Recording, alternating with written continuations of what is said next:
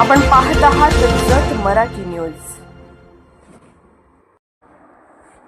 शेगाव येथे छत्रपती शिवाजी महाराज महसूल समाधान मेळावा।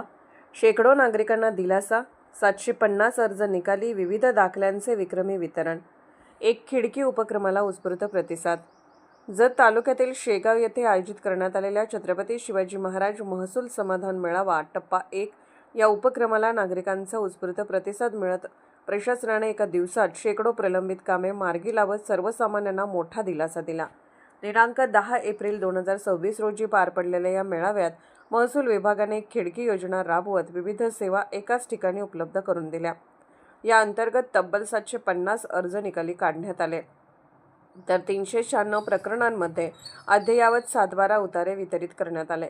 याशिवाय विविध प्रकारच्या दाखल्यांचे मोठ्या प्रमाणावर वितरण करण्यात आले असून त्यामध्ये जातीचे 51, उत्पन्नाचे 176, नॉन क्रिमिलियरचे 141 आणि डोमेसाइलचे 127 दाखले देण्यात आले।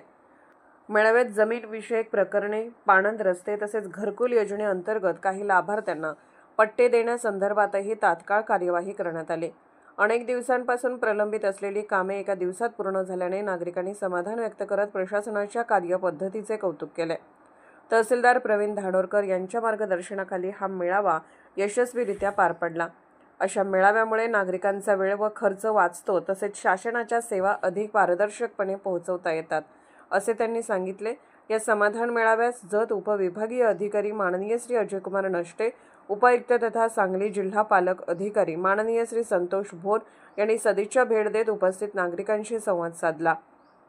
त्यांनी विविध शासकीय योजनांची माहिती देत मेळावा आयोजित करण्यामागील उद्दिष्ट स्पष्ट केले आणि या उपक्रमाबद्दल समाधान व्यक्त केले।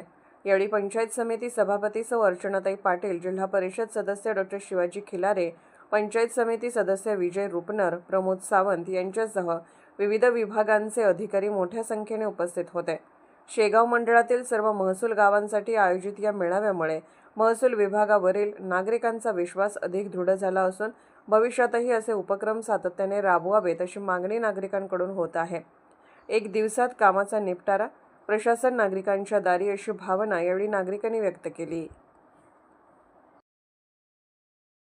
जत मराठी न्यूज चॅनलला लाईक करा, शेअर करा आणि सबस्क्राईब करा।